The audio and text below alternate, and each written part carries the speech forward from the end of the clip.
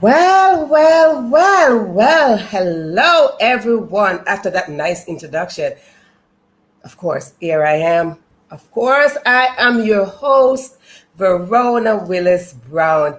And today we having a special, did I say special? Special episode. As you know, on every Thursday, it's a special, but today is extra special.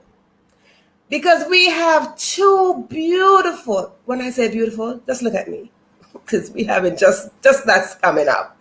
Two beautiful queen sisters that is standing in the position as caregivers. And when I say caregivers, honey, I mean caregivers. Caregivers. Can you just separate that word? Caregivers. So if you are a caregiver and you know someone who's a caregiver, or you know someone who was a caregiver, by all means, call them, tell them, come, bring a drink, bring their family, bring the whole place, and tune into this special episode that we have here today. Today is one of those days, okay? One of those episodes. I don't even know how to introduce our very first guest. Before I introduce her, let me tell you something. I'm a traveler. I love to travel. And because I love to travel and my traveling plans has been damped since last year, like all of us, when I created this platform, I get to travel virtually. I got to go to Argentina, I go to Canada, I go to just different places. And tonight is one of those times where I will be traveling again. My suitcase is over there. My passport is over here. And my pocketbook is right here. Well, guess what? I don't need no boarding pass to go where our first guest is going. And you must be saying where that is. As a matter of fact, it's nighttime. Way nighttime. So I'm already there past her bedtime and all that good stuff. So without further ado, sit back, relax, and just wait for the introduction of our beautiful first guest that is coming up. So if you're ready, let me see you put in the chat that you are ready for this beautiful queen sister. And I will let you know where she's tuning in from in just a moment, because that's where I'm going to go next. Maybe I put that on my traveling list to go there. If you think that's a good idea, let me know. So without further ado, on this blessed Tuesday afternoon for us and evening for some people, including her,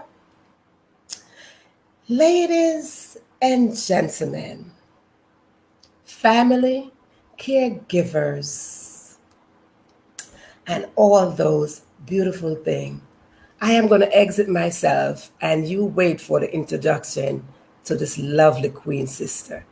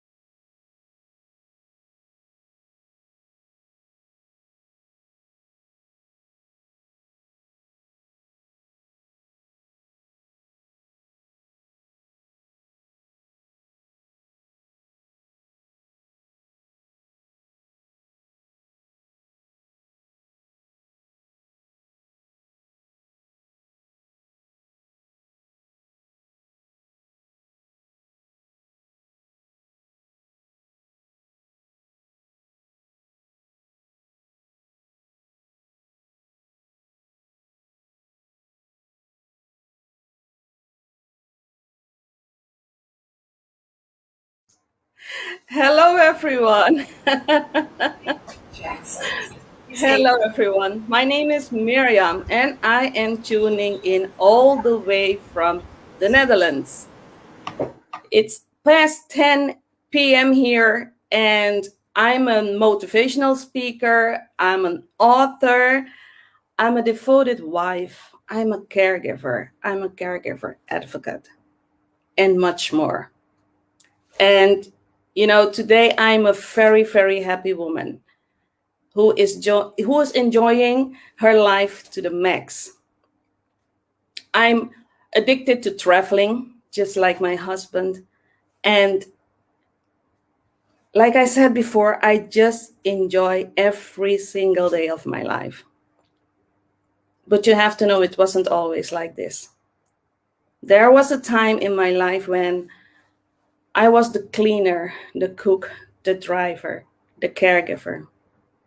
There was a time when my husband was on dialysis.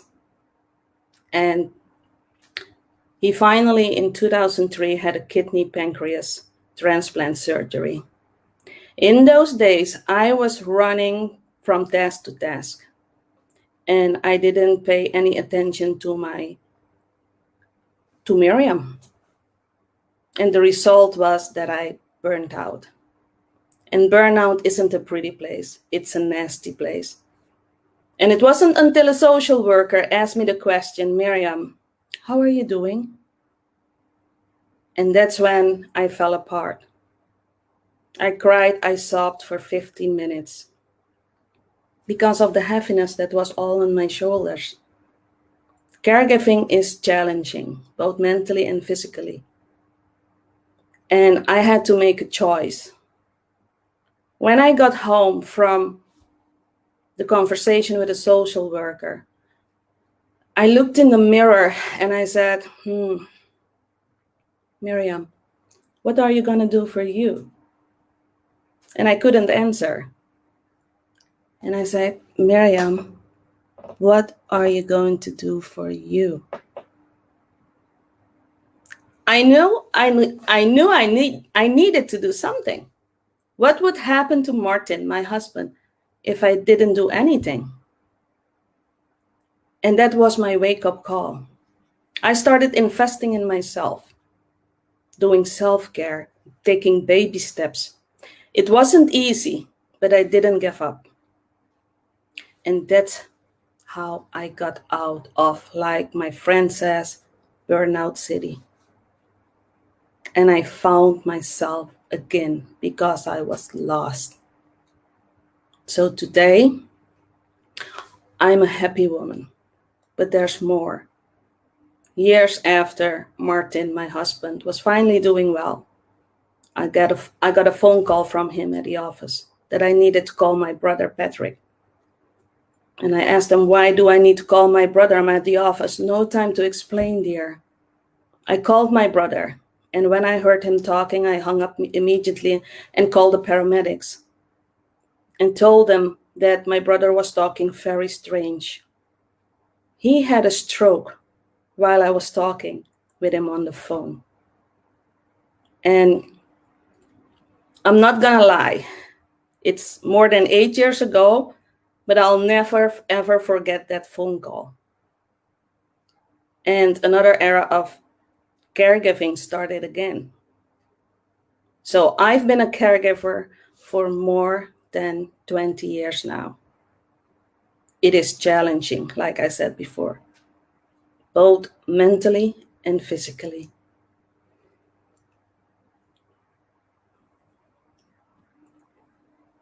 Thank you, Verona. You're muted. And that's And me. that's me. Yeah.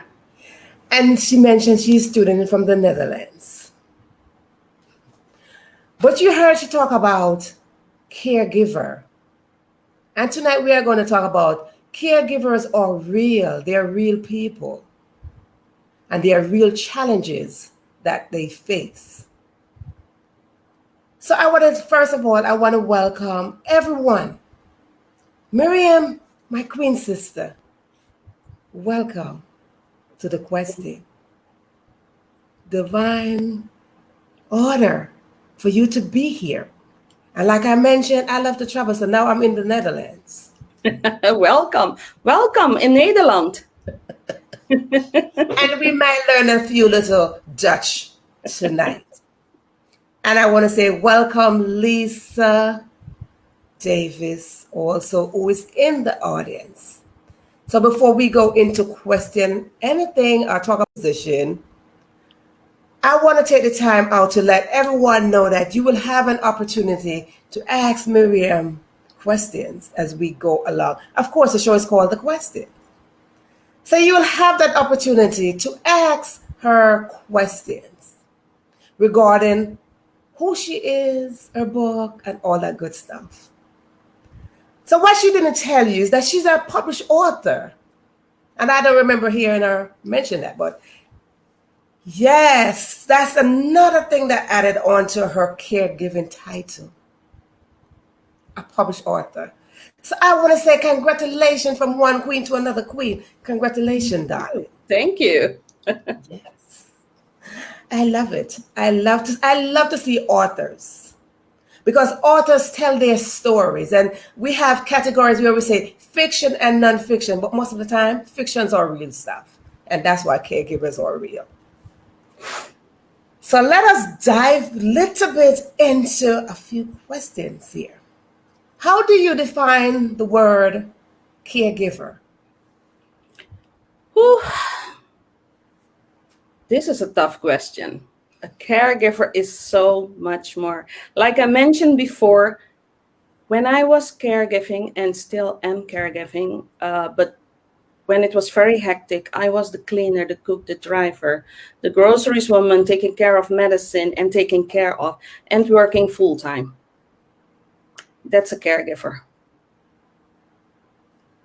And I want to jump on that a second. Most of the days I was like an octopus. It felt like I had 8 hands. Yeah. One hand was the driver, the cleaner, the cook, groceries, working full-time, caregiving,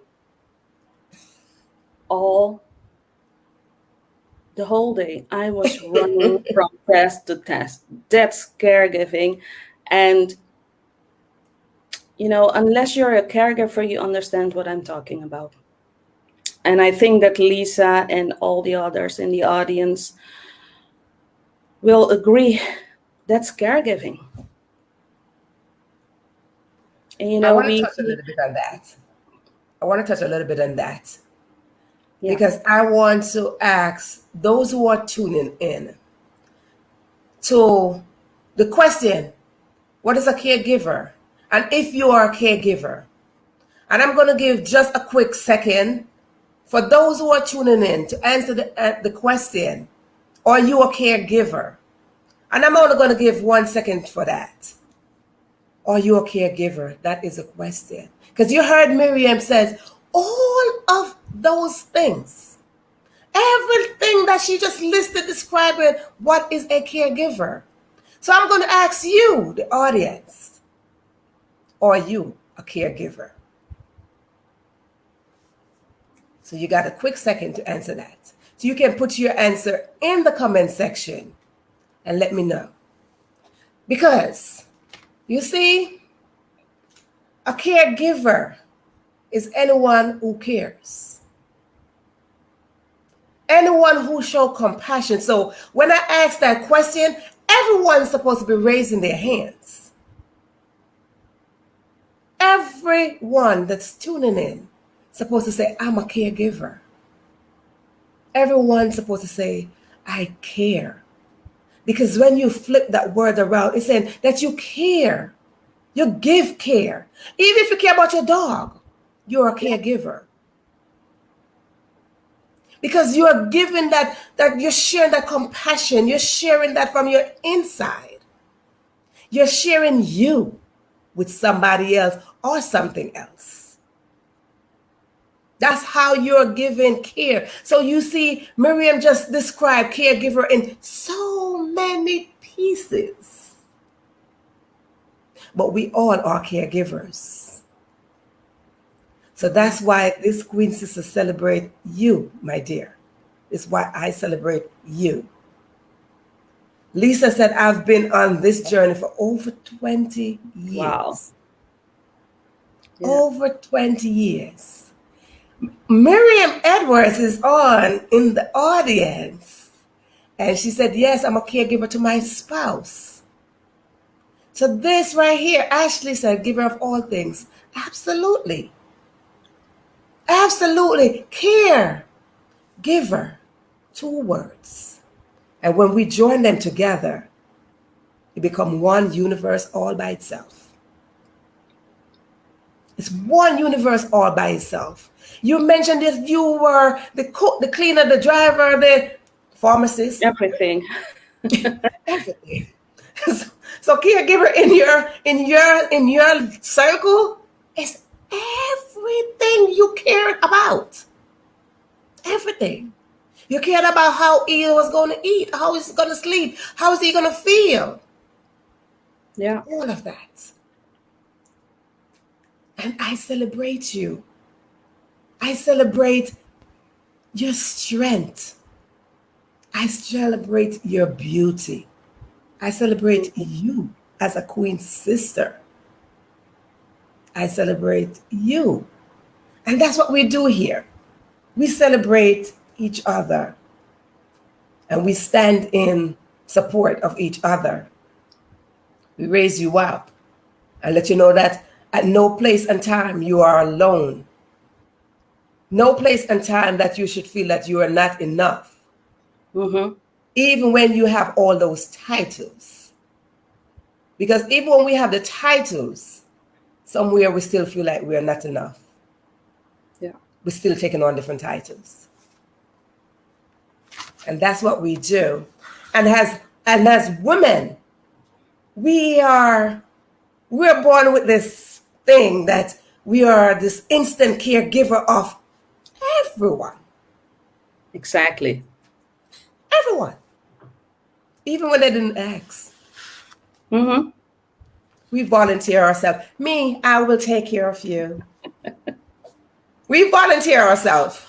Because that is our nature as queens and as women. We were born with that nature to care, to nurture, to have that. Man, we're not putting you to the side, but we are just saying that's what our nature is. Mm-hmm. Yes. So I celebrate you on that. And I want to say congratulations on your book, because we're going to get into the book Thank in you. just a few. We're going to get into the book in just a few. Miriam Edwards said that she celebrates Oh, you. thank you, Miriam. And Lisa is in the audience. You are the nurse amongst other titles. That's so true. So you cared for a lot of people and for your brother and your husband, and we're going to get into that as we go along. Let's just say you drop all of that titles that you just named. Who is Miriam? Who is Miriam if I drop all of that? All those titles. Ooh. Because what happened is, Miriam, what happened is we as women, we take on so many titles of the wife, the girlfriend, the friend, all of this. And we have all these titles. And then the question asks, who are you? And your answer would be, I'm the wife of, I'm the girlfriend of, I'm the sister of. But who is Miriam? Who is Miriam? Can I read something? Because Yes. I have written a poem and it's in my book. I am. Yes, I let's love get it. this. Let's read it. I love this. Okay.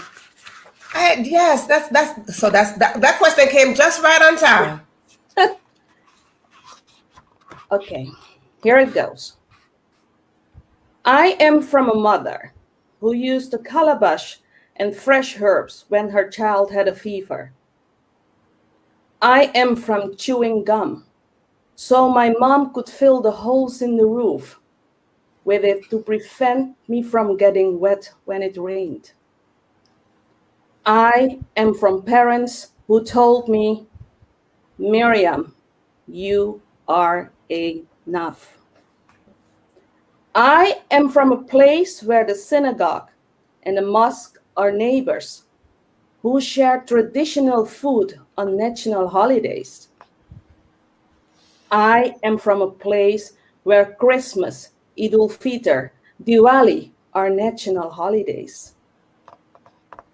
I am from eating roti, bami, fried yuca with fish, rice with black beans.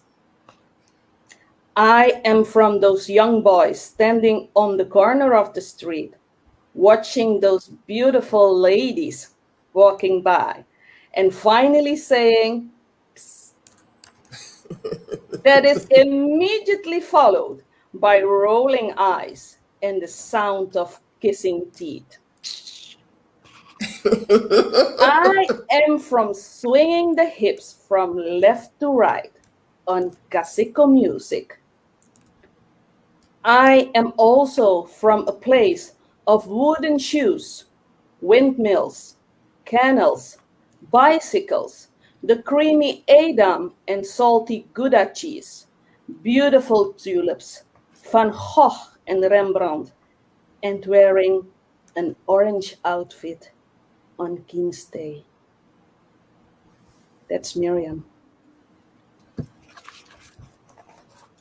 Let's give a cheer. Miriam, you just read that, and I felt like I was somewhere, wherever you're from. I felt that's where I am right now. So I could hear the guys, psst, and I could see me rolling my eyes. So I felt like I was just somewhere, wherever that is, I am there right now. So if you see me just like drifting away, just come and get me. You know, I live in the Netherlands, but I was born in Suriname, South America. Oh. So that's all in there in the poem. See? And a child from her parents. And now I want to go. I'm telling you, I am adding this on my traveling list. Because I do have a traveling list. And I'm adding that right on my traveling list. Because where you just described, that simply means I need to be there. You're more than welcome. I could swing my hips side to side. On cacico music. And to Surinamese music. Yes. You know, listen, Lisa, Miriam, everybody, we're packing up our bag and we go into the Netherlands. We're going to the Netherlands and we are going to swing our hips and we are going to hear all those pss, pss, outside of wherever that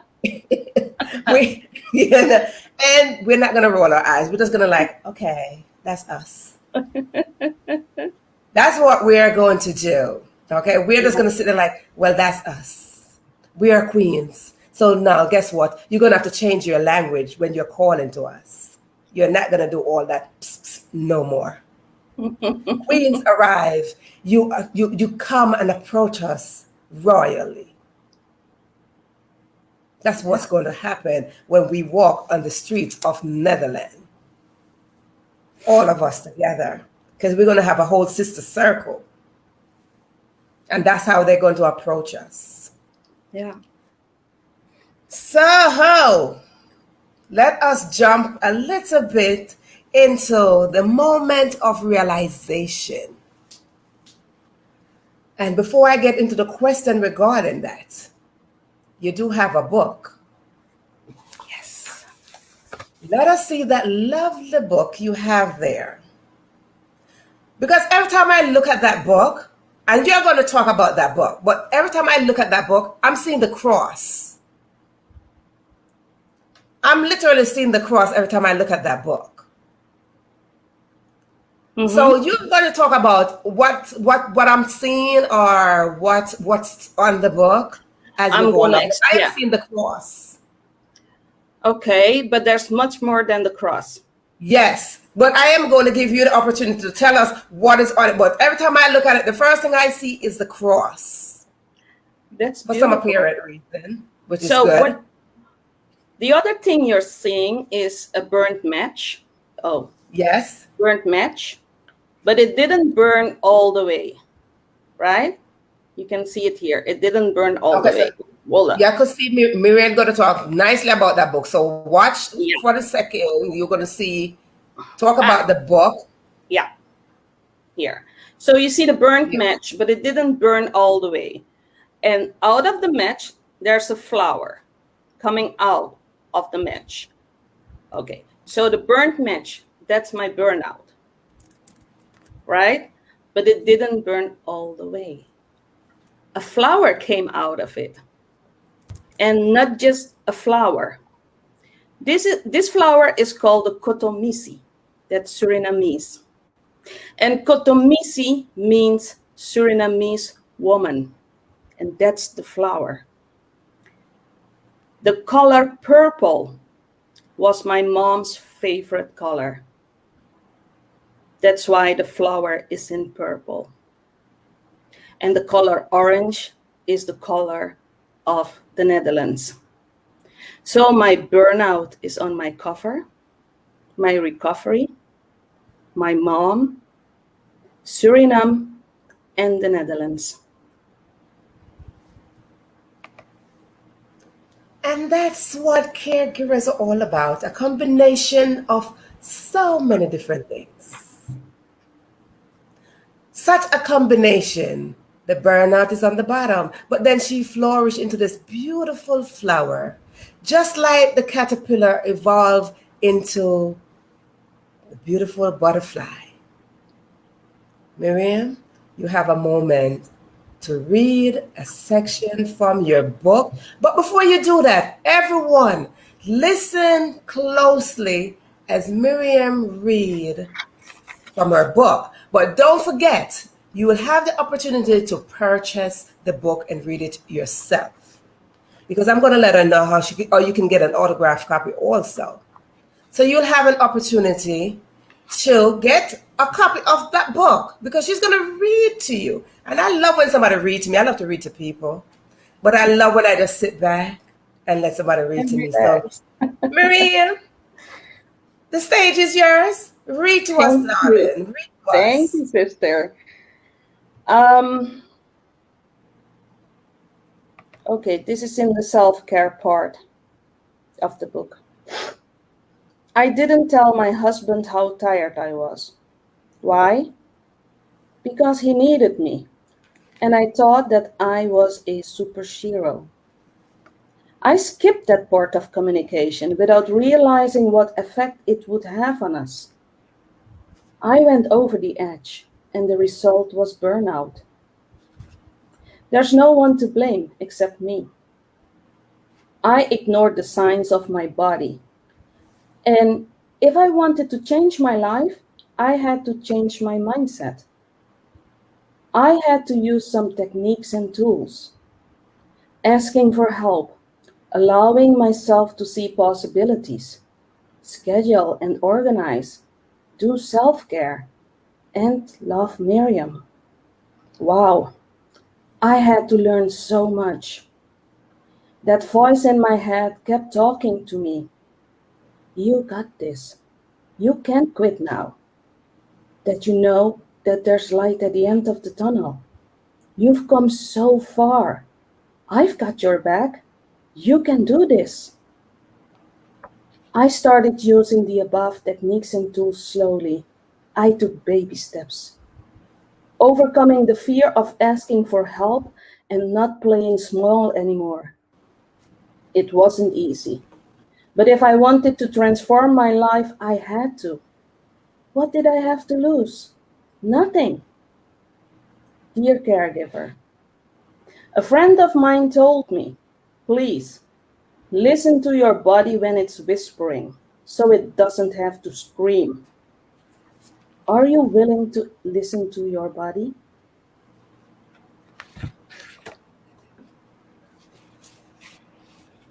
Every week on my show, I come prepared with my pen and my notebook to take notes because I love juicy contents and I'm a writer.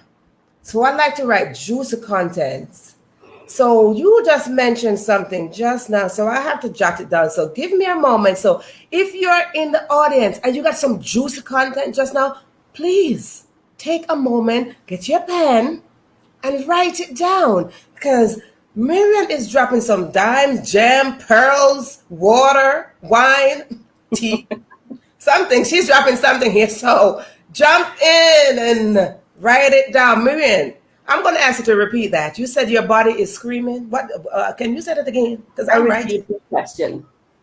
Dear caregiver, a friend of mine told me, please listen to your body when it's whispering so it doesn't have to scream. Are you willing to listen to your body? Audience, that's the question. Are you willing to listen to your body so it don't have to scream to you? You mentioned in your book that you cared for your brother and your husband. Yeah. So again, if you don't have a copy of Miriam's book, please. Miriam, where can they get the book before we go into? It's available on Amazon, Barnes and Noble in the USA. It's on Amazon. It's on all Amazon websites. And in the Netherlands, also bol.com. And it's everywhere. And you can purchase it also on my website, miriambaldewijn.com. And if you want a signed copy, please send me a message, and I will be shipping, I think, between June 23rd and June 27th in the USA, and here in the Netherlands, I can keep shipping if you're in Europe. So you heard it. And then you will receive a signed copy. So you heard that again. She said, it is everywhere. Put the book up again, Miriam, so they could see the book again. Yes, it's called Caregiver 2.0. It is everywhere online. Get your copy today, online and Amazon. But if you want an autographed copy, which you should, I'm just saying, which you should get an autographed copy of this book. It is on our website. Say your website one more time, Miriam, please. My website is miriambaldewijn.com, and please send me an email, support@miriambaldewijn.com, if you want a signed copy. Because if you purchase it on Amazon, you won't receive a signed copy. You have to send me an email or a DM via Facebook. There we go. So that lovely book, you mentioned in your book about your brother and your husband, that you gave them care, because I'm reversing the word. You gave them care. Yeah. Because I like. They still need care. They still need care. But it's not like before, not like years before, sorry, but they do need some care. They still need care. They still need care. But you gave them the care when the moment over there to get to this book. Yes. So, ladies and gentlemen, when you give care to someone, it seems like you will always give care to them when it comes to, in Miriam's case, her brother and her husband. Because even though, see, that's 2.0, but it's like, it's 2 plus, because she's still giving care. Yeah. So I want to do something really, really special here. I want to celebrate you for one. And I want to celebrate the strength that you gave to your brother. In your book, you talk about your brother. I want you to give us just a little bit of insight on that, because I'm about to do something here. So I want you to give me just a little bit insight, just a little bit, not a lot, of the moment where your brother is included in this caregiving section. Just from the book, you mean? Yes. Okay, let me search just a little bit. Hold on a second.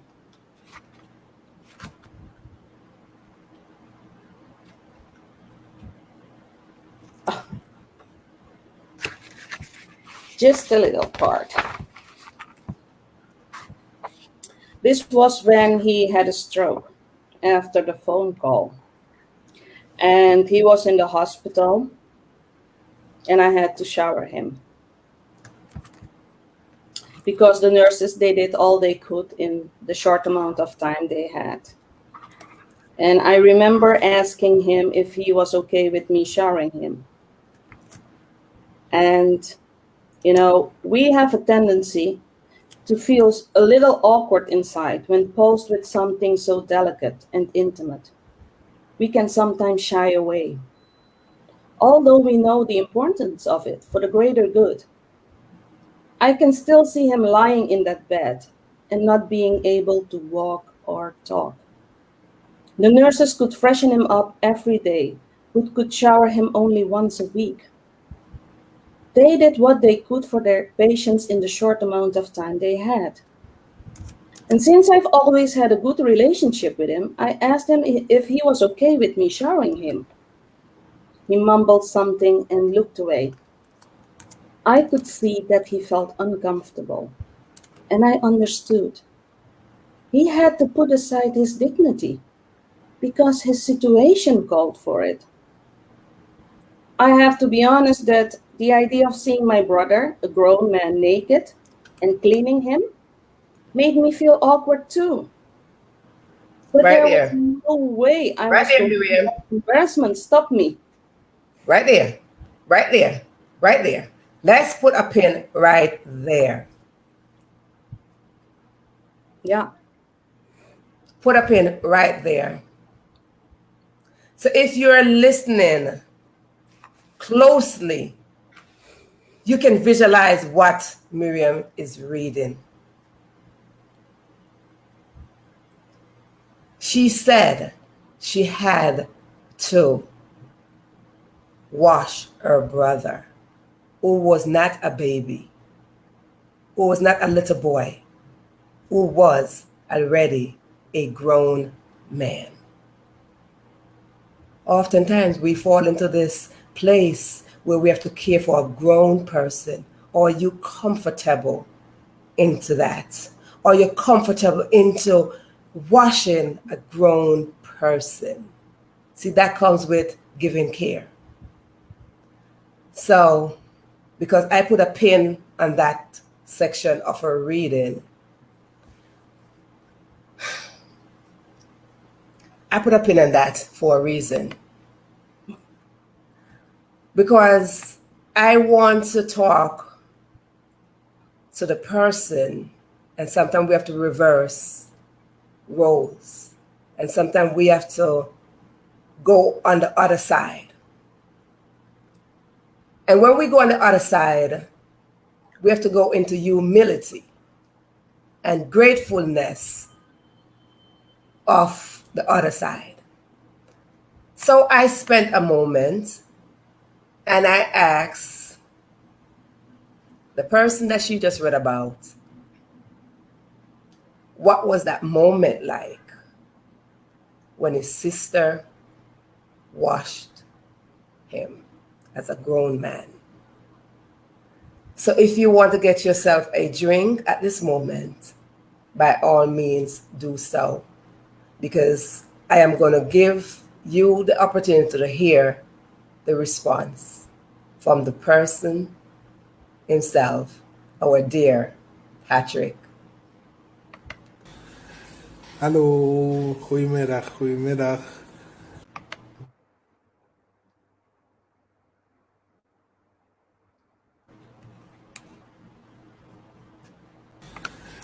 Hallo, goedemiddag, goedemiddag. Hier spreekt Patrick.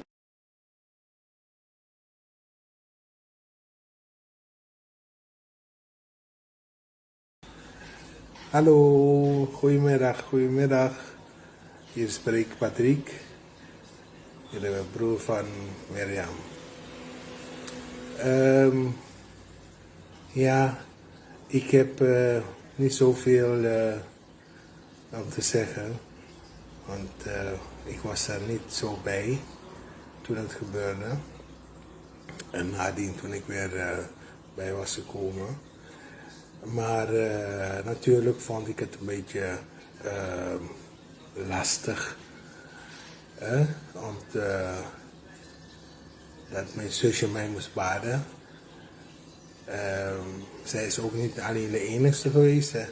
Mijn familie, mijn kinderen, hun moeder, die heeft mij ook geholpen. Maar ik wil allemaal bedanken voor de steun wat ze mij hebben gegeven. Het was een heel moeilijke tijd natuurlijk. Maar ik wil iedereen danken die mij heeft bijgestaan. Vandaag is de dag dat ik weer met ze kan praten en ik ben ze heel dankbaar.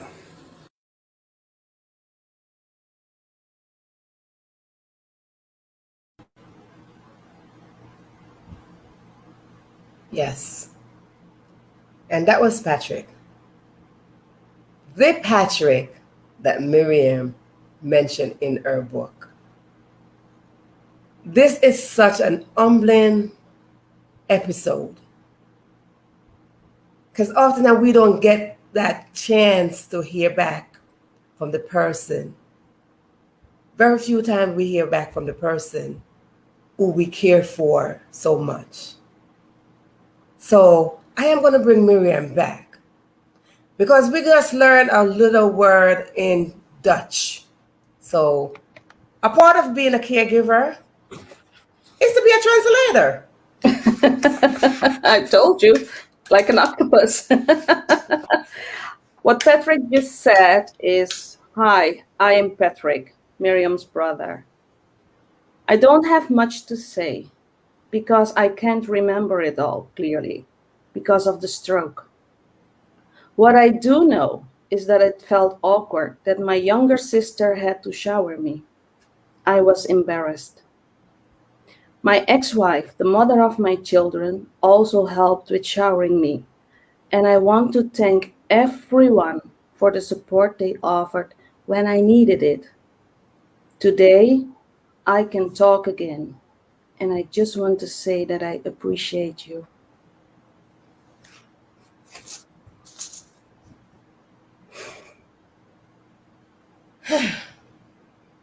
Everybody take a deep breath.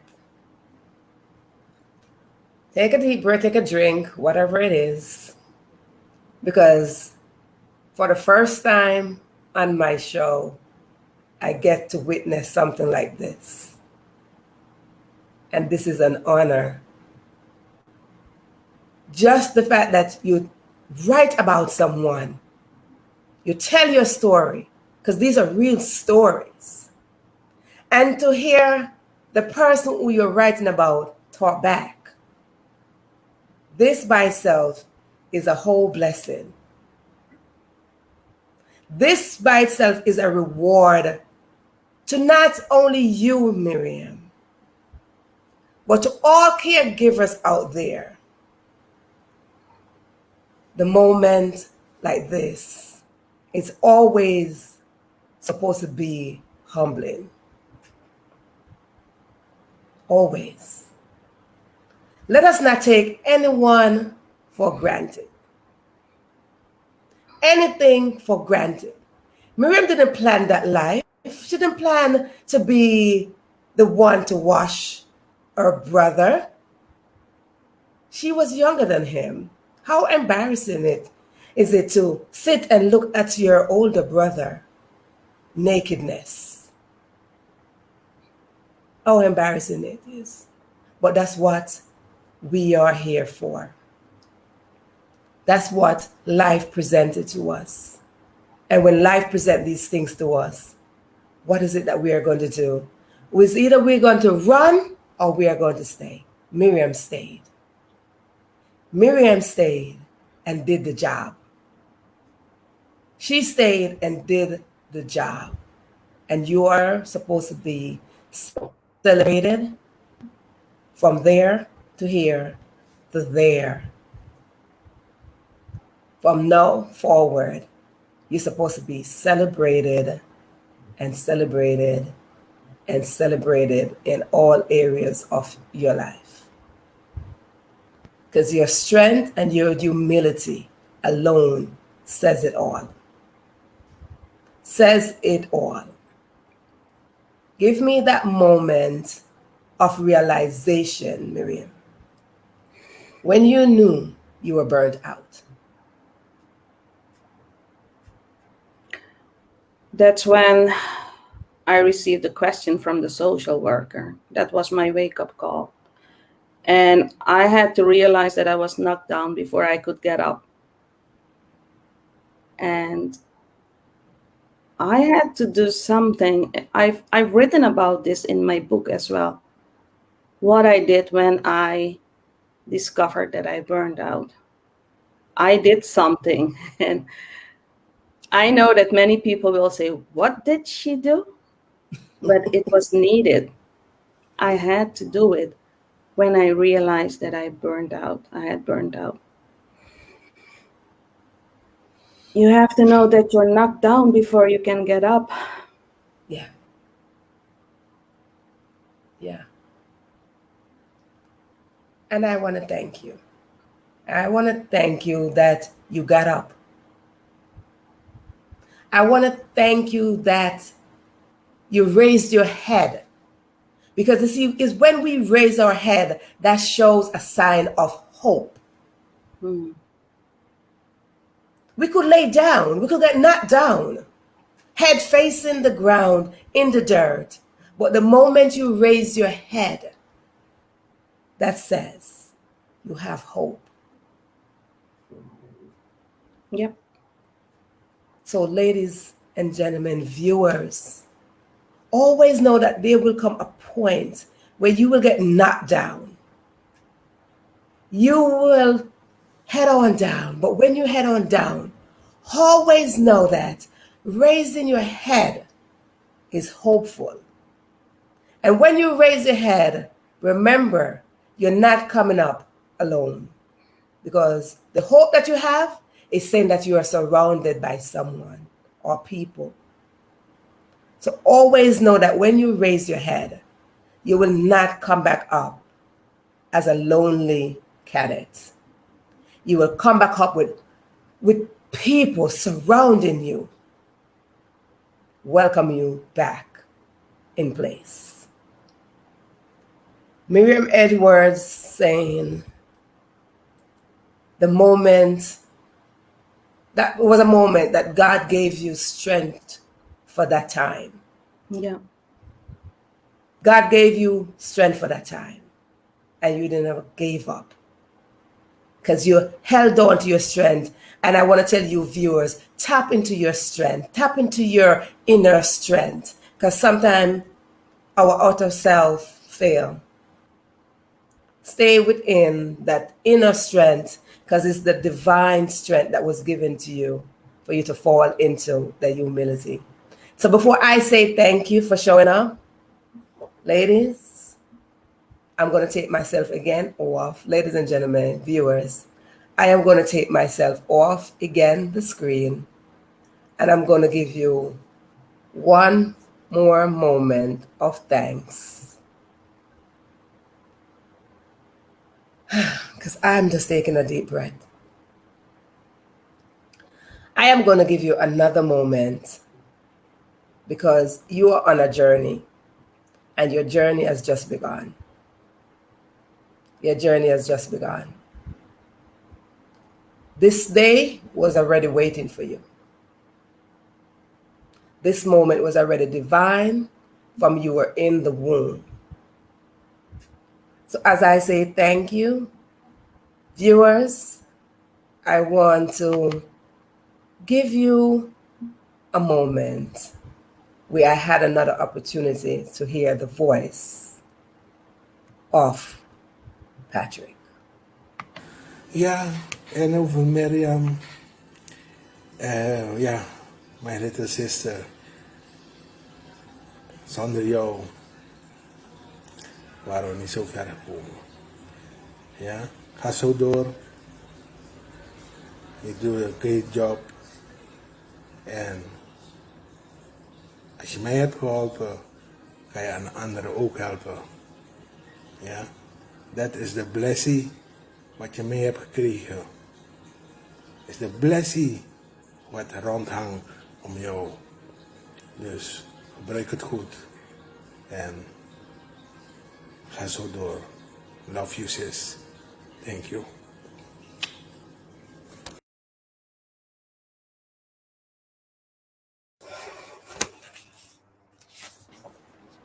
Beautiful. Beautiful what he just said. Miriam, my younger sister. Without you, we wouldn't have come this far. Keep doing what you're doing. You're doing a great job.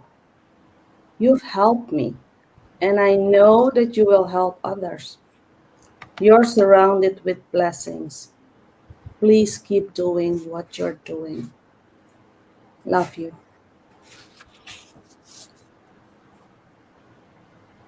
Wow. Wow. And Yvonne is in the audience. Yvonne said nice words. That's our oldest sister. She's from Oh, welcome, Yvonne. Oh my God. Lisa, purpose, your purpose of your mission. And we have Leslie Schreiner in the audience. Thank you for showing up, for showing us that we can overcome. And we have Lisa again. We have Lisa again saying, yes, humility indeed. At a time when you are in the process of the various tasks, burnt out happens. Oftentimes, it is when the most insignificant moment happens that when you realize it. That's from Lisa Davis. And we have, I'm not sure how to pronounce her name. Amsterdam is the last name. Mirurgia. Well, excuse me, my darling. I'm not sure how to pronounce your name, so I know how to say Amsterdam. That's where I want to go to. She said, so much love for your brother. We have Miriam Edwards again. Yeah. Thank you, Miriam, for reminding us we are all more than enough for the challenges of life. So true, Miriam. Again, Miriam, thank you for what you are doing. It's so awesome to hear from your brother. And that's what I do. I like to give special treats. So that's why I brought Patrick in. That is the reason why I sneak Patrick in there so he could say thank you himself. I wanted to hear his voice saying thank you. And that's what sometimes we fail to do, is to say thank you. And thank you is so important. It takes nothing for us to say thank you. So I don't know how to say thank you enough for showing up. I don't know how to say thank you enough for not giving up. I don't know how to say thank you enough for being you. Mm-hmm. I don't know how to say thank you enough just to be present and to let God use you. I don't know how to say thank you enough.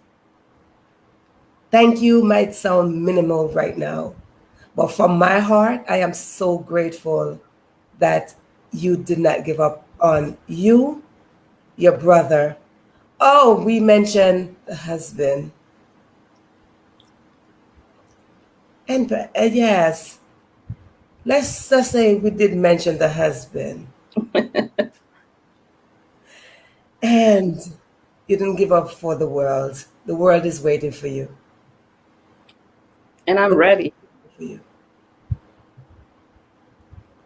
And because are we going to hear another thank you? Another Yes, thank love. you Are we from hearing? my hubby, Yes. Martin. Are you around? Yes. Because Martin is a part of this journey also. Everyone, as you listen, you heard you mention Martin. Martin is a part of this. Yes, it's football time, so It's football time. soccer So time. we are getting another thank you to Miriam. And there is the lovely Martin. Welcome. Hey guys. There he is. So we're getting special treat tonight, okay?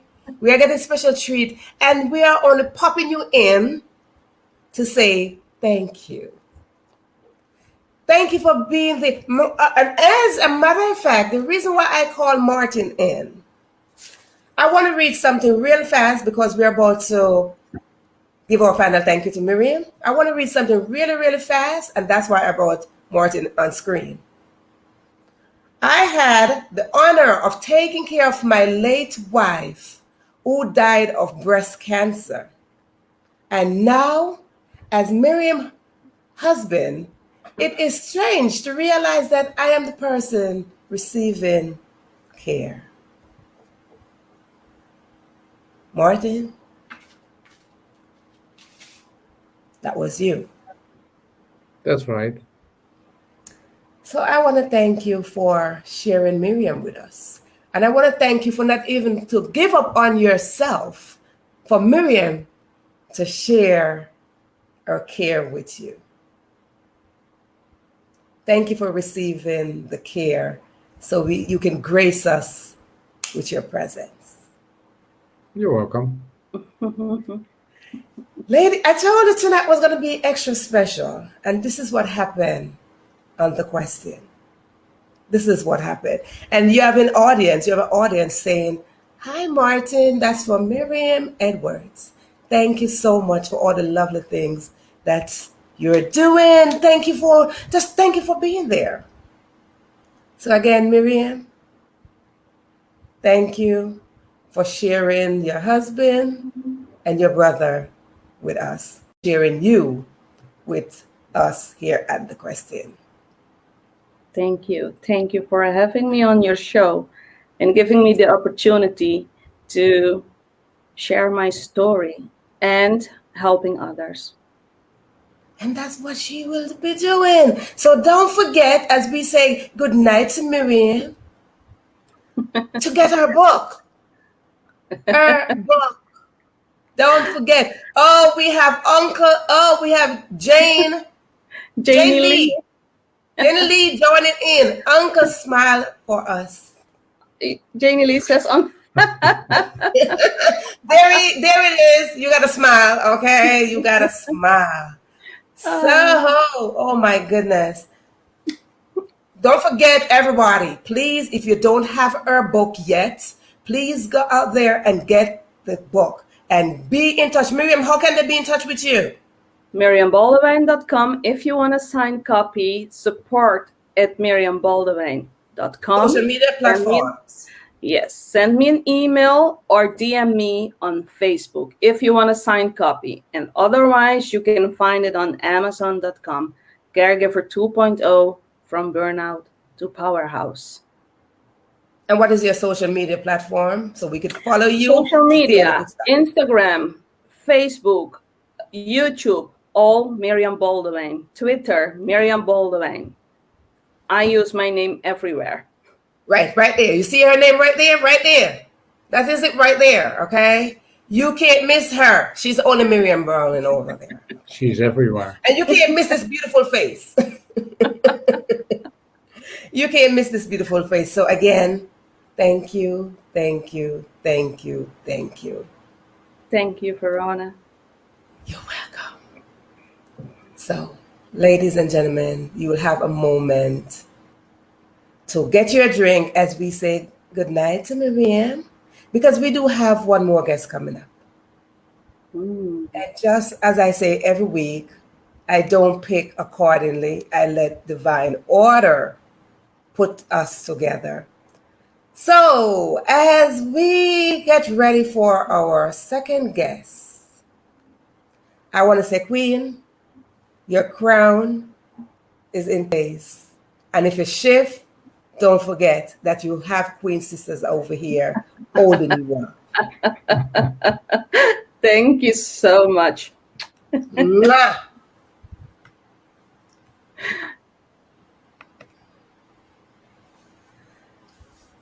Thank you everyone. So you heard all that good juicy content from Miriam all the way in the Netherlands.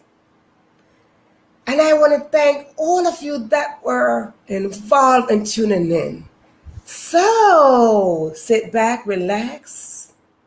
Don't go to your bed yet because we having a guest coming to us. Well, she's from the US, so we're not sleeping yet. Miriam bedtime is probably 10:30, and it's like 10:30 or more over in the Netherlands. Yvonne, Janie, Amsterdam, Miriam, all of you that's on live, I want to thank you. But we do have another guest coming, and she's just going to put, we call the icing on the cake. Yes, juicy, juicy, juicy. So take a deep breath as we welcome our next guest.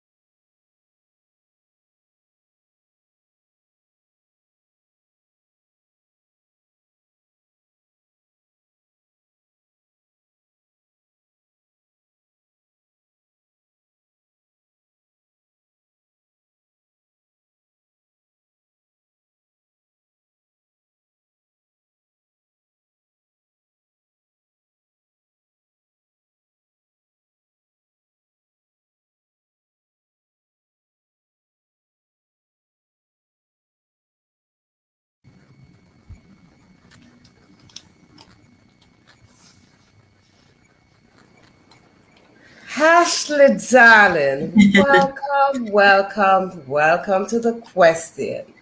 Thank you. How are you? I'm doing well. Yes. Thank you. And that's a question that we should truthfully answer when we are asked the question, how are you? Yep. Doing well. Don't have time to sugarcoat anything nowadays. Yes. The Ashley's coming from Ohio. The what state, Ashley? The Buckeye State. Hey, Lisa. The Buckeye State. The Buckeye State. Well, I learned something new today. First of all, I learned some Dutch that I have to get in touch with Miriam to go over my Dutch languages. And then now I just learned that the Buckeye State is called Ohio. Yes. Very interesting. So I hope you're in the audience and you're learning a thing or two tonight in this special episode, because that's what happened here.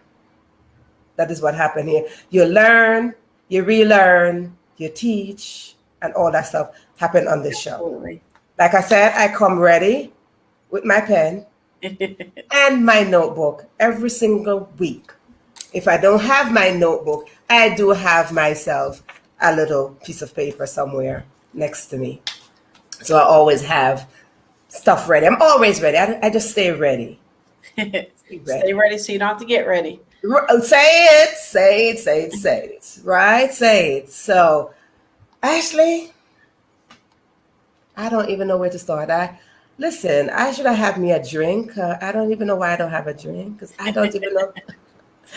So you heard we had Miriam ahead of you, and before we go no further, I want to say this is a twin team, top team, top.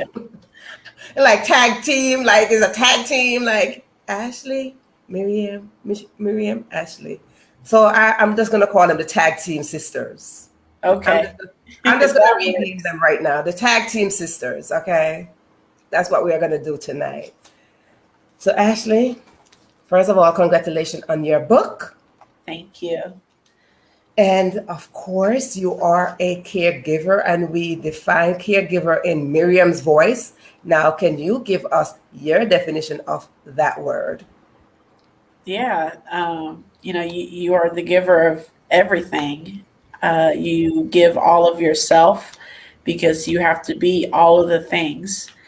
And when in the midst of giving all of the things, you forget yourself. So you literally are giving, but not taking the time for yourself as a caregiver. Listen, people, we got to take time for ourselves. Yeah. No matter how many care we are given, no matter who is in the path, sister, brother, husband, wife, children, cat, dog, you got to stop. Yeah. You got to have those moments of stillness to say, me time, my moment. Just to close your eyes and just to hear your own heartbeat, because your heartbeat just go according to everybody else.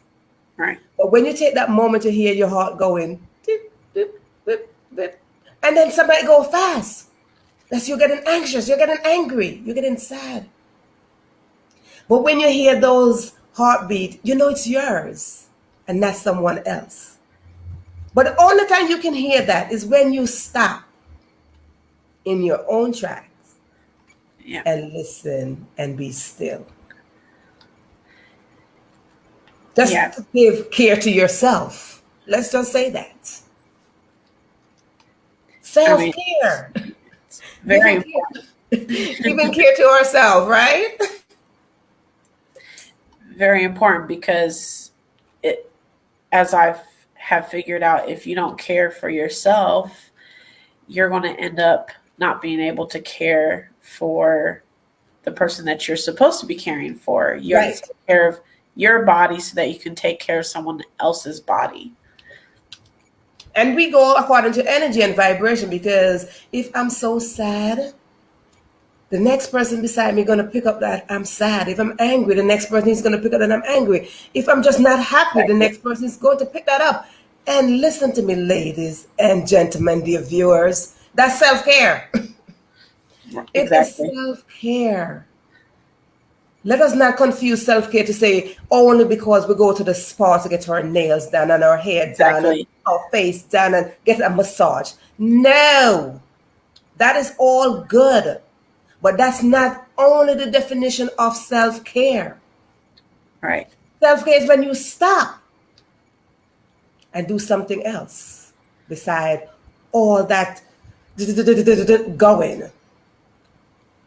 Exactly. Stop. Change the pace of what you are doing. That is self-care.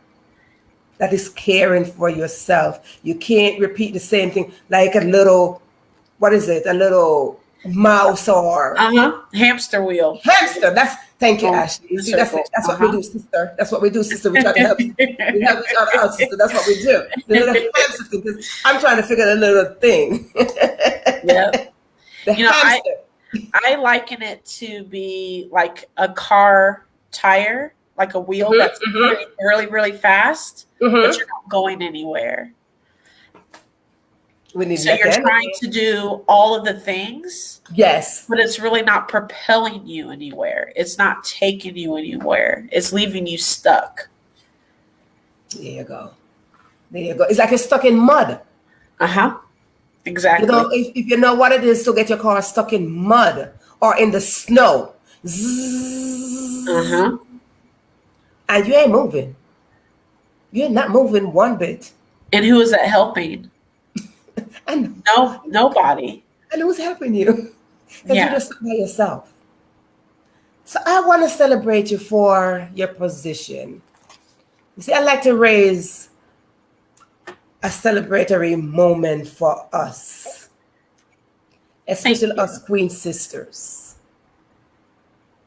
Because I want to celebrate you because you are a caregiver advocate like Miriam. Absolutely. So I want to celebrate you for that because see, this is what this platform is about. This platform is about celebrating you, highlighting you of what you are doing, what you have done, and what you're about to do. That's what this platform is about. Lifting you up, and when you feel like you can't go, this is what this platform is about, is to lift you up. So one, I want to celebrate you in that position of a caregiver advocate. Thank you. Two, I want to celebrate you on your book. You're a new author, published author. Yes. Congratulations, darling. Thank you so much. Congratulations. Let us see the cover of your book. Here we go. The book is called Lost Travel Found. Yes. And I'm not even going to read that as a title because I'm going to read that as just like 3 different words because we're going to go into that. So you have the opportunity to see the book, get the book, support the author, follow the author, follow the caregiver advocate, and all of that. And don't forget, ask questions here. That's the name of the show, the questions. You're supposed to come with questions for them. Yeah. Thank you, Ashley. Yeah. Thank you. So her book is called Lost. Wait a minute. Say that. Put that up again, Ashley, because I went Lost Travel Found. I was lost, and I was about traveled. to say, get in there. You're going ahead of me because that's what I was about to say. Can we touch on those 3 words? See, Yep. that's what I was lost, Yes. so I traveled. I got lost again, and I was found. But I think that's just life. Yes. I think that's life. And you lose your way at times, but as long as you know your mission, as long as you know your purpose, you can find a new pathway or go back to the correct pathway. And, something my father always told me is, Ashley, find your purpose in life. Once you find that, everything else will start to click and fall in place. But the reason why I was lost was because I didn't know what that was. What is a purpose? Where is it? Where can I go find it? Yes. I didn't know that it was in my womb. It was in my heart. It was in my soul. And Hold on, honey. Hold on. Listen, if you're not taking notes, I am going to tell you again. Please take notes because some jobs. Oh, honey, she's dropping gem, pearls, diamonds, water, wine, tea. I don't know what she's dropping, but she's talking some stuff right here. It's in your belly or in your heart. Your purpose, people, your purpose. That where your purpose is lies is in your belly or in your heart. Yes. Yes. See, I have to write notes, honey. I have to write notes. Go ahead, Ashley. Sorry, honey. Go ahead, baby. No, you're fine. You're fine. And I have to put a pin and stuff, I have to put a pin and stuff. That's okay. It took me years to figure that out. Yes. So to anybody that's on a caregiving journey or grief and healing journey, I mean, it's a journey. It's not a sprint. It's a marathon. It's a long time. You have to take your breath. You have to catch your breath. You have to practice self-care along the way. You don't want to lose yourself along the way. I have. I did. I don't want to do that ever again. So that's why I wrote a book to help other caregivers or other people going through a grief journey read my story so they can say, she told me not to do this because it leads to burnout, because it can lead to negative thoughts. It can lead to physical ailments. Let me not go that way. She told me not to go that way. I'll go this way. So caregiving is hard. It really is. I'm not going to sit here and sugarcoat it. You know, Miriam, you heard from Miriam what she had to endure. It is really hard. But the love that you have as a family caregiver for that person that you're caring for can pull you through. But it's not easy. No. And if you're in the audience and you can relate that you just give yourself so much and give yourself so much, yes, let us know that. Just talk truthfully, because this is a space for you. Talk truthfully that you have given yourself so much that you're burned out, that you crash. And even when you crash, you're still giving yourself. Exactly. You crash. So you have this plate, and you are putting your main, your sides, your dessert, and you forgot to put you on that plate. And then when you try to put you on the plate, everything falls off and crumbles. And now you have to try to pick it up, find it and pick it up and try to restore it to a normal. But the thing is that we have to learn is, as caregivers, there's no kind of normal. We have to come up with a new normal, and whatever that may look like for us. I done told her she's dropping some gem and dimes, and she's just dropping some juicy stuff right here. I done told you, I'm just going to sit back. I'm just going to sit back like, girl, go ahead. No. Miriam, honey, Miriam, girl, I'm just going to sit back like, girl, just keep on. Like, what? He's dropping some stuff here. If you are not paying attention, it's going to fly right over your head. Yes. You have to create a new norm. You have to change the name of the game. Yeah, that's it. You can't just go with the same thing, because you see what happened. We care for loved ones and this and that, and we do all these stuff from generations and generations and generation. But they did it in a way. Now this is a new time. Let us find new ways. And you know what's the problem? The problem is we don't ask for help. Yeah, that's it. But as Miriam and I have learned over time, we don't ask for that help from now on. You don't ask for help. Someone offers the help. Yep, I'll take it. Be upfront. Be upfront, because again, that's a part of self-care. Exactly. Because when you are burnt out, you crash. But when you said, I need help, can you please help me? Ask for help. Ask for help. And Miriam says it. Asking for help was a big thing, big no. How dare you ask for help? How dare you say, Miriam, can you please help me? Ashley, can you please Ashley, I need to. How dare you do that? That's a sign of weakness. Right. How dare you sit there and no, because what happened in this house, we manage what's in this house together. No, not anymore. So we have to change this game to say the help is outside of your house. It's outside of the norm. It's outside waiting for you. Exactly.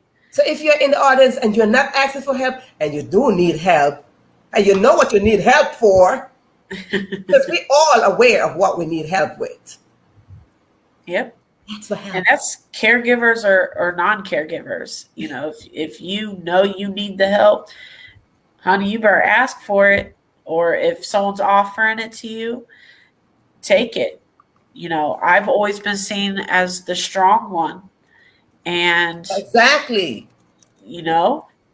but listen, I'm going to take the help from now on because I know it doesn't show weakness. It shows strength to say, yes, I need your help because I'm realizing that I can't do it all on my own. And I How need can the you? strength from my other support system. Yes, I would love your help. That shows Because I want to touch on that a little bit.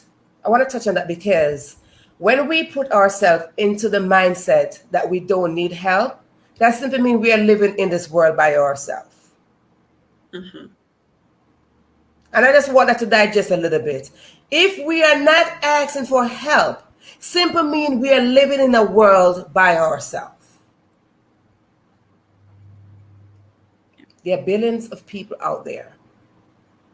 Billions of people on this land, in this universe. So why would you put yourself in a position? Why would we sit there and say, I'm not asking for help? That's not a right mindset. Right. That is not a right mindset because there's always someone willing to help you. But how can they help you? How can they help you when you're sitting there saying, I'm not asking for help. I'm just going to be here. I could do this. No, you can't. Right. No, you can't. Because at some point in time, all becomes too much. Thank It you. becomes too much to bear. And something's going to fall through the cracks that could fester and become a bigger issue than if you would have just accepted the help in the first place. Keyword burnout. Exactly. Keyword burnout. So Exactly. you care. So let us dive into a question here for you. You cared for your husband. Yes, I did. Okay. So before we go into your husband, who is your biggest inspiration? My biggest inspiration is my dad and my husband at the same point. So my dad instilled in me to chase my dreams, figure out my purpose, walk it out, and enjoy life to the fullest. And my husband is such a champion. He's such a fighter. And even when the odds were against him, he said, I don't care. I'm gonna win. Keyword again. Listen, people. Put in your words, put in your quotes, put in your dimes, your gem that Ashley is dropping. I am going to win. She just dropped something again. She just dropped another dime, another bomb, another gem, another pearl, some water. I am going to win. Mm-hmm. So you can repeat that as Ashley is saying it out as I am saying it. I am going to win. Let that be your statement from now on. I am going to win. You can type it in the comments. Let me know that you are saying it. I am going to win. You are going to win. So Ashley, before I go into the next question, I wanted to read just a section from your book. A section, Absolutely. maybe the section where you were lost. Oh, absolutely. So just a little teaser for everybody. Yes, please.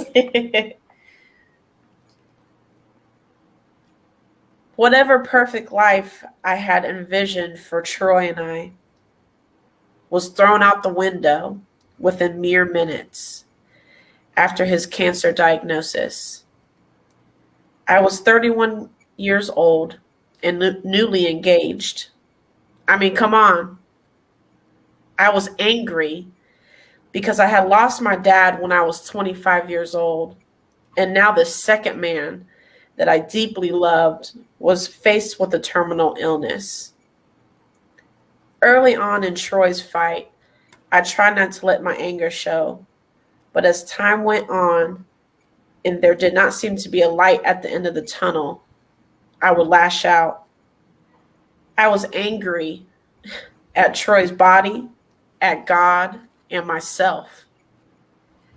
I started to resent the fact that I was once again placed in the situation of being the strong woman who makes sure that everyone else is taken care of. But what about me? Who takes care of the caregiver?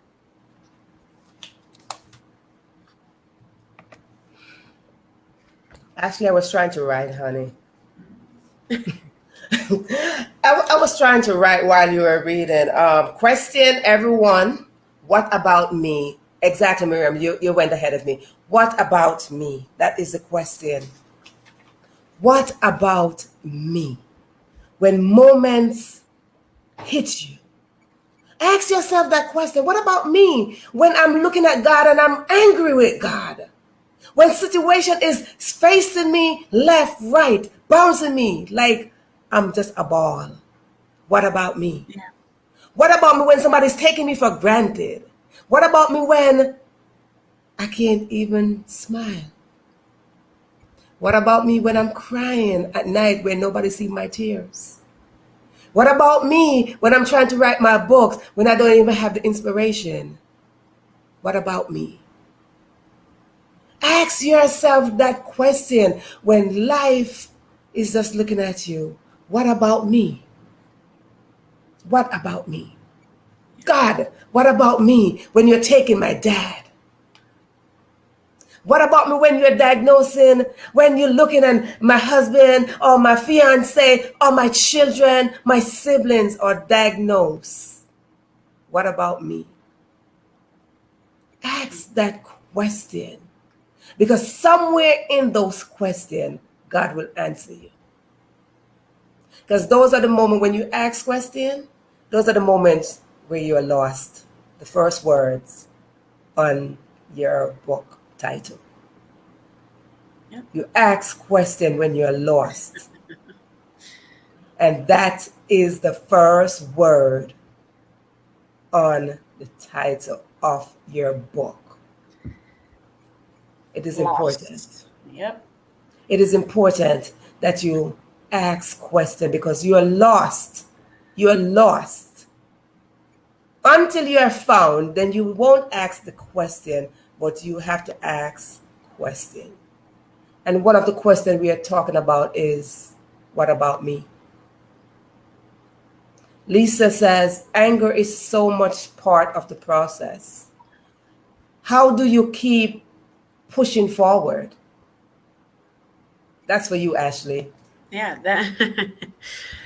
You know, I oftentimes think, how did I even do that?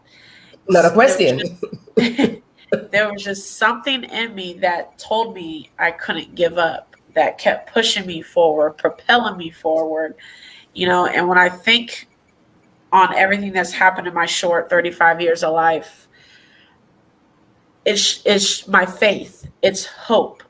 Yes. I've started calling myself the author of hope because I think that's what's in my tank. Instead of gas, it's faith and hope. That has what has gotten me through the past, with my husband's cancer fight, through all the grief that I have survived, and it's faith and hope. That is what's internally keeping me going. Faith in something higher. That is the reason why I'm having to go through something like this, to show other people that there is hope. Yes. I don't know where that just came from.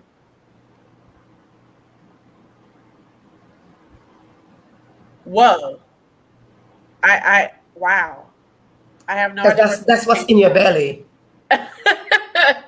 That's what's in your belly. That is Something exactly, of a higher, because higher you have to go being, to a higher higher, being. yeah, purpose Yes. has brought me to this place to help others that might be going through the same thing, And that's why we're here, Ashley. to give other people hope. Oh. Woo, that just dropped in my Yes, and that's why spirit. we're here. And that's why we're here. And that's why this episode was created for you. That's why this episode was created. We're here to give hope. Yeah. That is what's in your belly. And that's what I said earlier, that when you raise your head just a little bit, it's showing a sign of hope. And when you are lost and someone said the direction is over there and you look, you have hope. Yeah. So you couldn't give up because hope was burning in your belly. And your book had to be burnt. Your book had to be burnt with the faith that was planted in your heart. So yes, it is faith and hope. We got you here. You're not alone in this. You're not alone in this. You have an event called Dream. Let me say that again. Timeless dream. Timeless dream. Honey, this is your moment. This is your moment. And if you can create timeless dream for someone else, your dream is timeless. You giving someone else hope, hope is here for you. Because what you are giving is what you have. You can't give what you don't have. Right. So you are giving hope, honey. And because you are giving hope, it's because hope is embedded in you. You are giving faith. You are building up somebody's faith because faith is embedded in you. Accept that. Accept it. Because that's what it is. And that's how we fulfill our purpose, when we accept what is given to us. We cannot fulfill our purpose unless we accept the assignment that is given to us, that we don't give up. When circumstances and situations ripped us and we don't give up, we have to fulfill our purpose. Absolutely. But it takes faith. It takes faith. It takes faith. And faith is where we're asking for help. And faith is accepting the help. Because we could ask for the help, but we don't accept it. True. Let me say that again. We could ask for the help, but we don't accept it. Because sometimes, oftentimes, we tell ourselves that we don't deserve it. So true. I'm only saying. So true. That's the lies that we tell ourselves. We don't deserve it. But we do. But we do. We do. Absolutely. So give me that moment, because I've been through it. I've been through hearing the news. I've been through caring for someone. I've been through caring for the loved ones. I've been through this. There's a word. And when I was closing, Miriam, I touched on the topic of cancer. And that's a word nobody wants to hear. No. The big C, we says. The big C. Nobody wants to hear that word. No. I've been through it. I've heard it. I've cried through it. I lived through it. And now I'm here. Tell us that moment when that news came in. What was that like for you?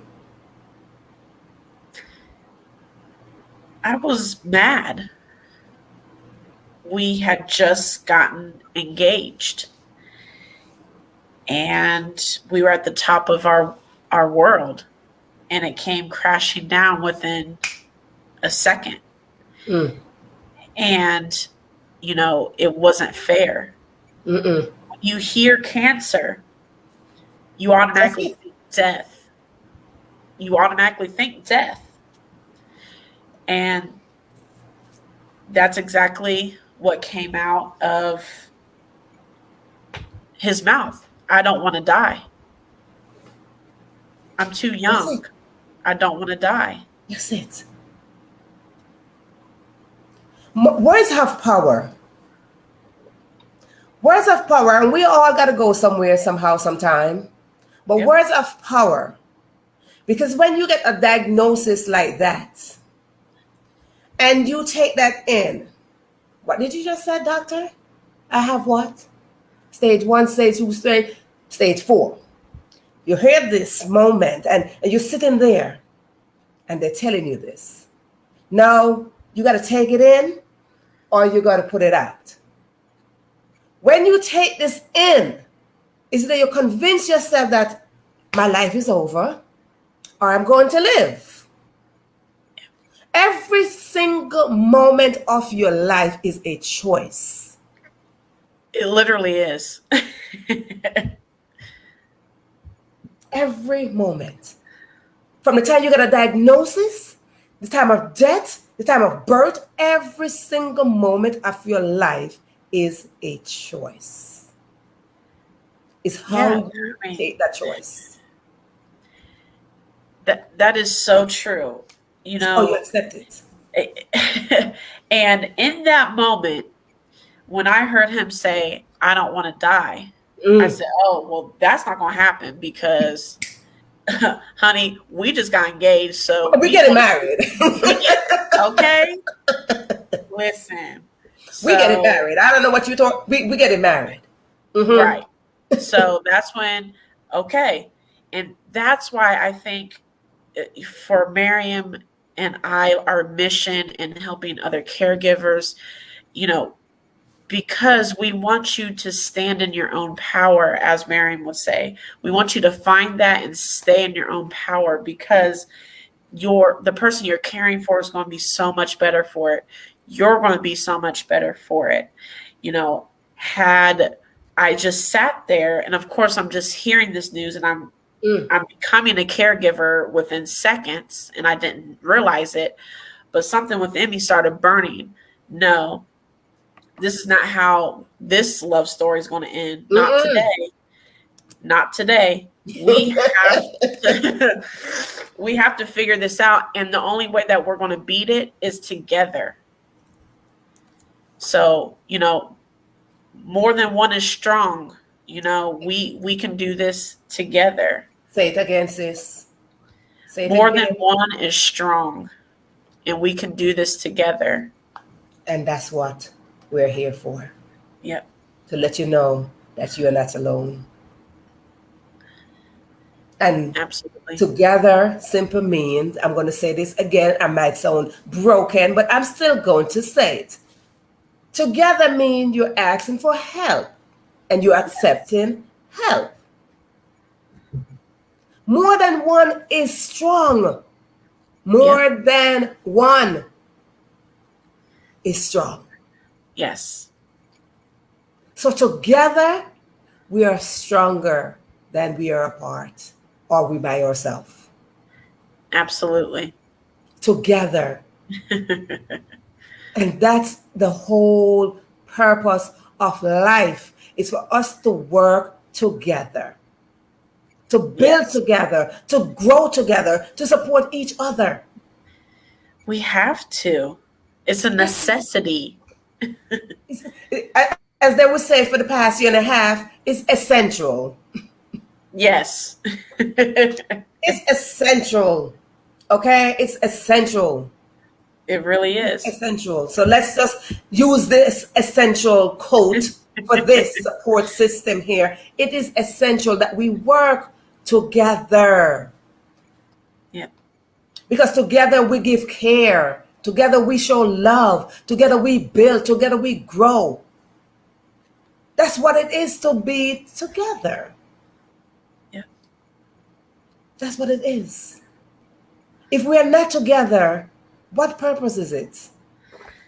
Because it's even then when we're together, our purpose is fulfilled.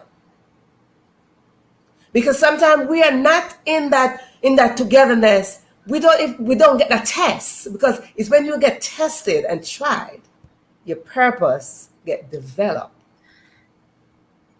Because we get our purpose just sit right there like, we're just gonna sit right here. We're just gonna just like, all right. No. Your purpose is lying there inside of your belly. And because it's lying in your belly, it takes situation to pull it out. Uh-huh.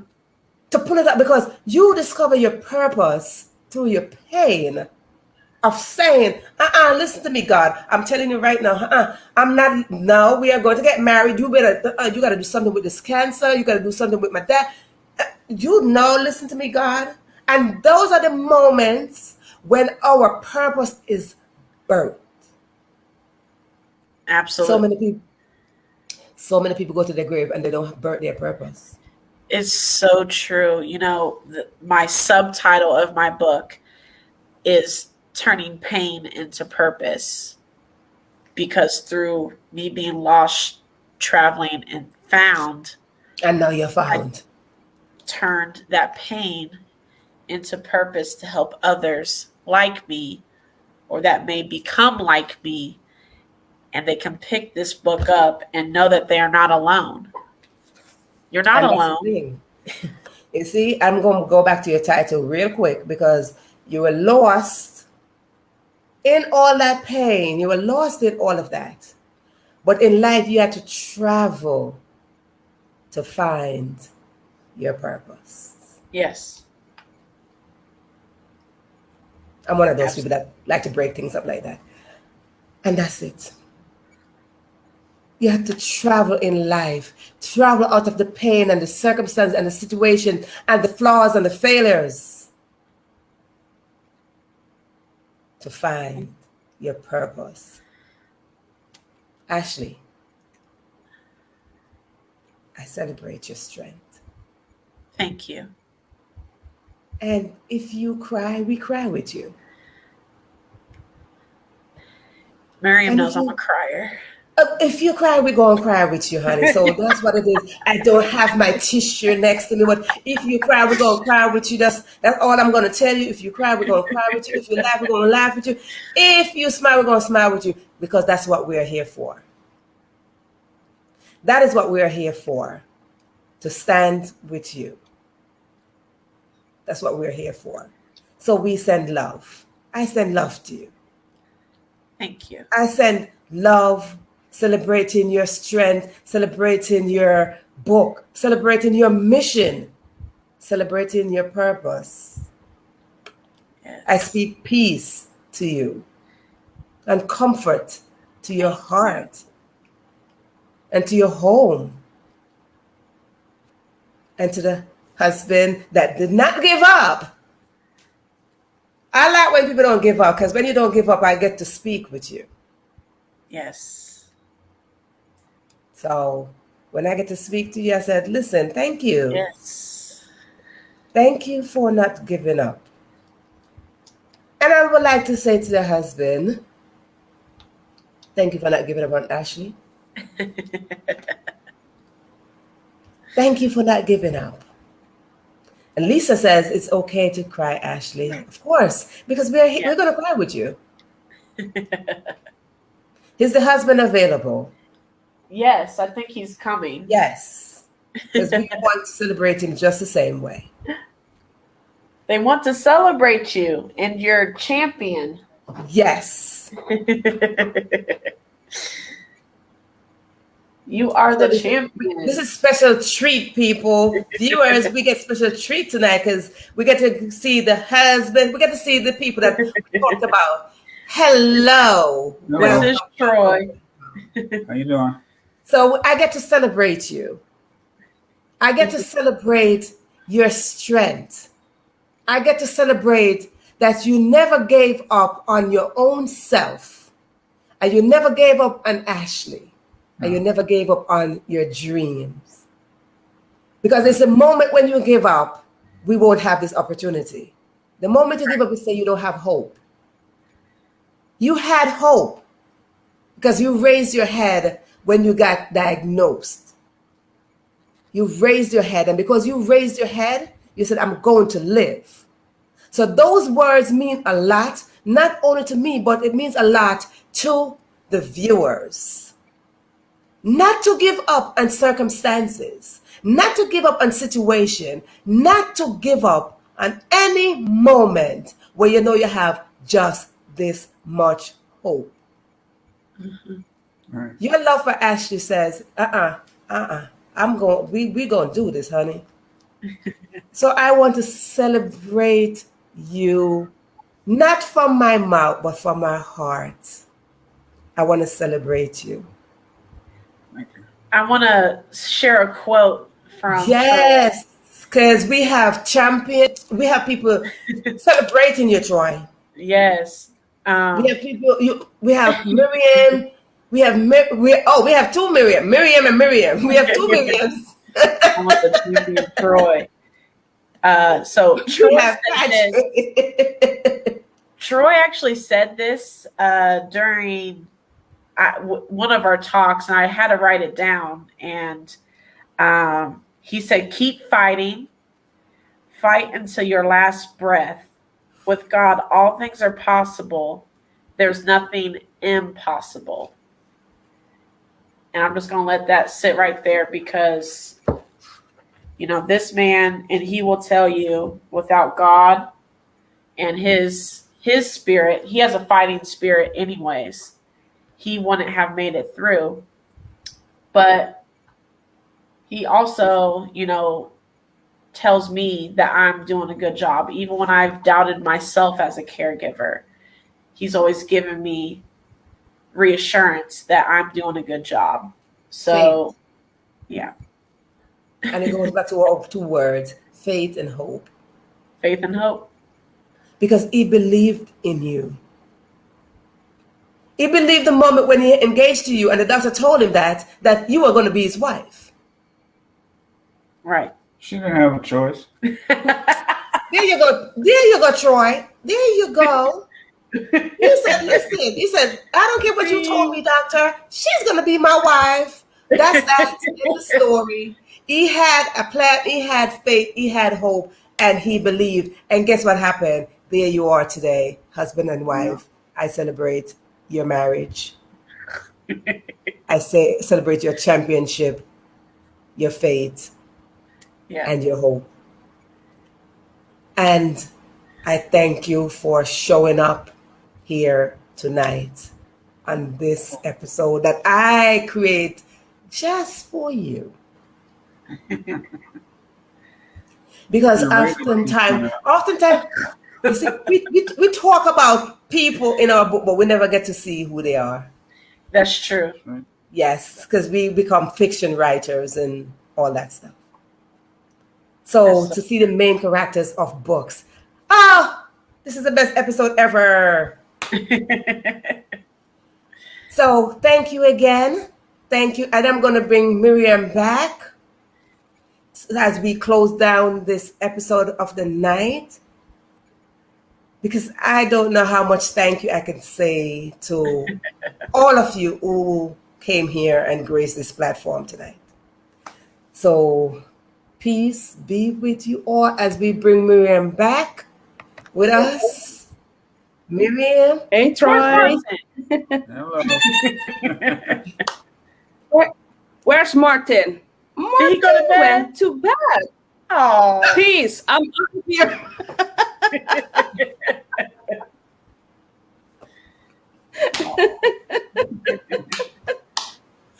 Listen, I am not going to be mad with Martin to go to bed because it's past his bedtime, maybe. I don't know. We're still in the U.S. at what time is it? We're still at almost 12 p.m. almost 6 o'clock, so. Oh, sorry. A.m., sorry. damn. So I just want to bring you back, Miriam, because I like to close out the episode where I send peace and blessing to you and your household. So I am glad that you are still here with us.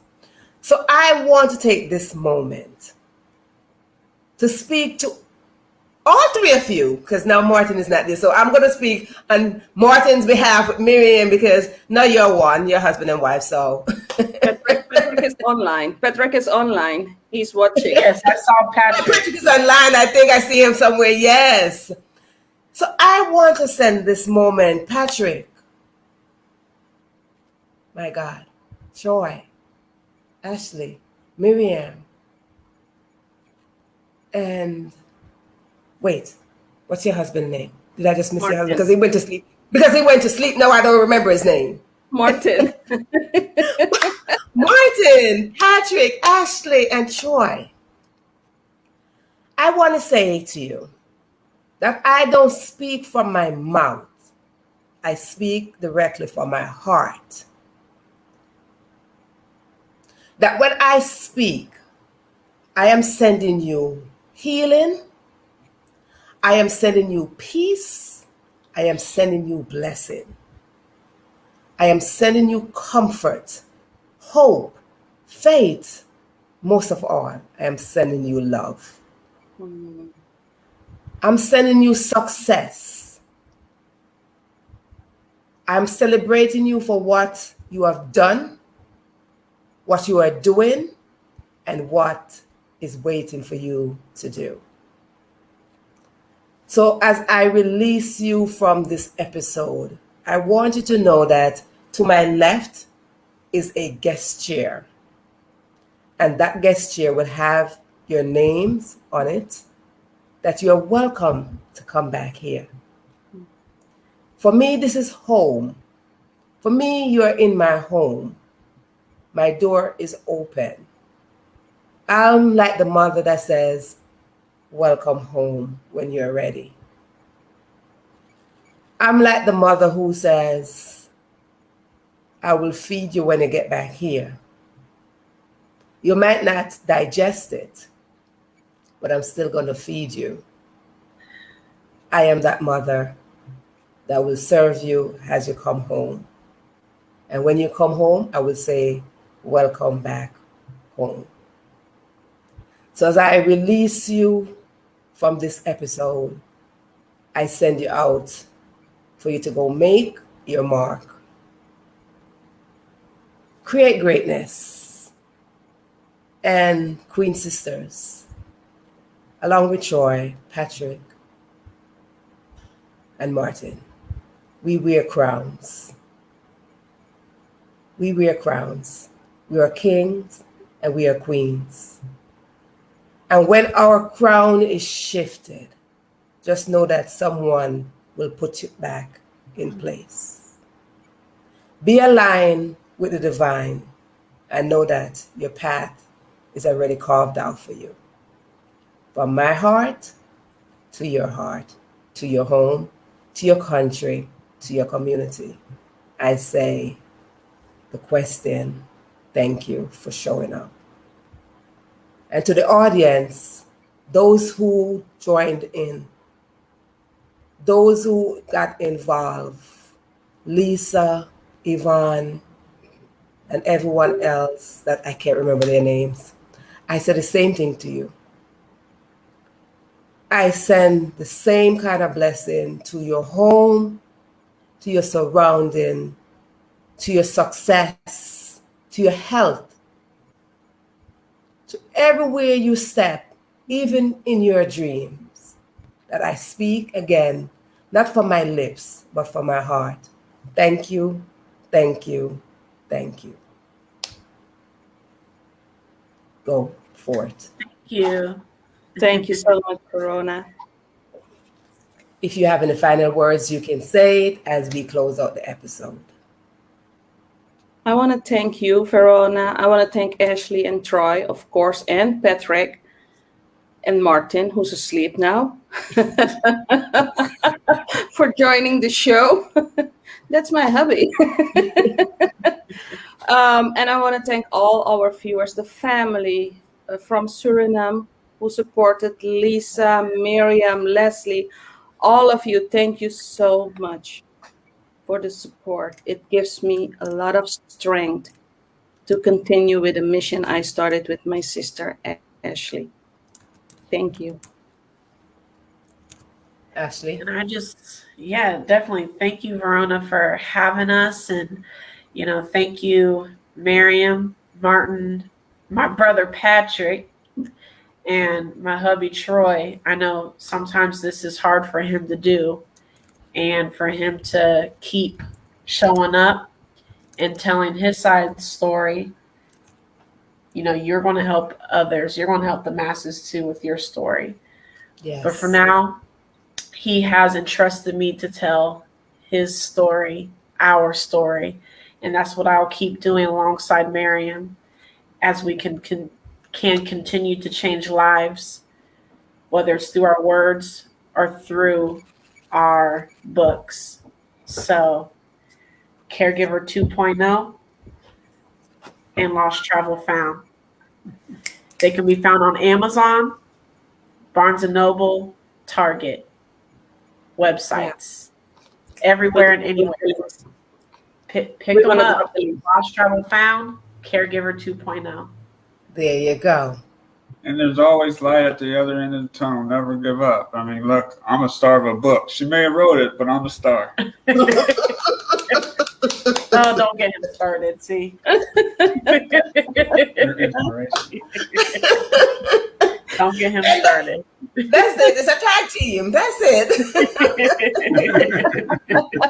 It's a tag team. That's what Troy. That's it. It's a tag team. We don't hear who started. Somebody got to start it and somebody got to finish it. It's a tag team. Exactly.